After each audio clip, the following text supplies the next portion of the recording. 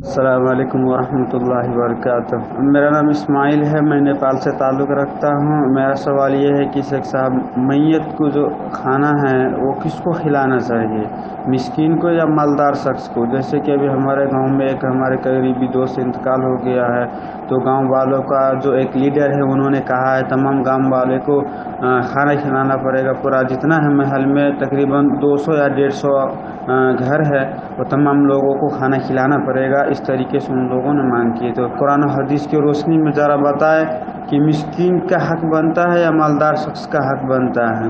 یہ ایک بھائی صاحب ہیں، ان کا سوال یہ ہے کہ میت ہو گئی ہے اور کسی کا انتقال ہو گیا ہے اور اس مناسبت سے کھانا کھلانا ہے، تو کسی نے ان سے کہا ہے کہ گاؤں بھر کو کھانا کھلانا پڑے گا اور اس گاؤں میں 200 یا 150 کے آس پاس لوگ ہیں، تو کسی نے کہا ہے کہ سب کو کھانا کھلانا پڑے گا۔ تو بھائی صاحب پوچھ رہے ہیں کہ یہ جو کھانا ہوگا کسی کے انتقال کے بعد جو کھانا کھلایا جاتا ہے، یہ صرف مسکین کے لیے ہے یا سب کے لیے؟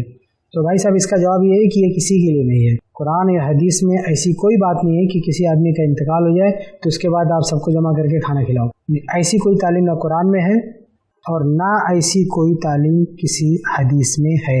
بلکہ یہ سمجھنا کہ کسی آدمی کا انتقال ہوتا ہے تو اس ٹائم کھانا کھلانا ہوتا ہے، ایسا اگر کوئی سمجھتا ہے، اس پہ عمل کرتا ہے، تو سمجھیے کہ وہ ایک بدعت پر عمل کر رہا ہے۔ اللہ کے نبی صلی اللہ علیہ وسلم کی حدیث ہے صحیح مسلم کی، اما عائشہ رضی اللہ عنہا حدیث کی راویہ کہتی ہیں کہ اللہ کے نبی صلی اللہ علیہ وسلم نے فرمایا من عمل عملا لیس علیہ امرنا فهو رد، جس نے کوئی بھی ایسا عمل کیا جو ہمارے بتائے ہوئے طریقے کے مطابق نہیں ہے، فهو رد، وہ مردود ہے، ریجیکٹڈ ہے۔ تو انتقال کے بعد کھانا کھلانا، اس پہ اللہ کے نبی صلی اللہ علیہ وسلم کی تعلیم نہیں ہے۔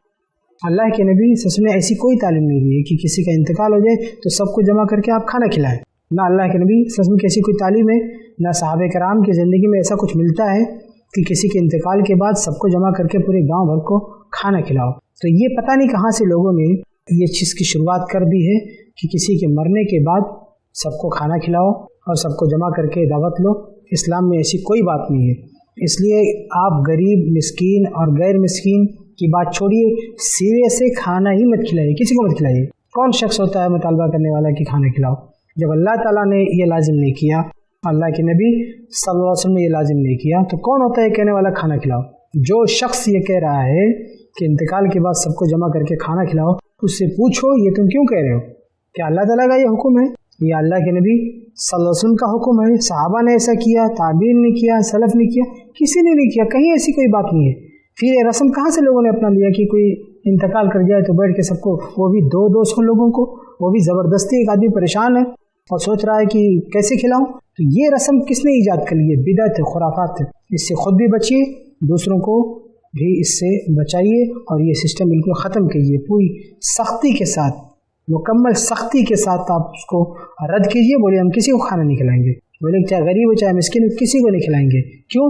اس لیے کہ ہمارے دین میں یہ چیز نہیں ہے، اور دین میں جو چیز نہیں ہوتی ہے، نئی چیز لانا یہ بدعت ہے، اور بدعت سے خود بچنا چاہیے اور دوسروں کو بدعت سے روکنا چاہیے۔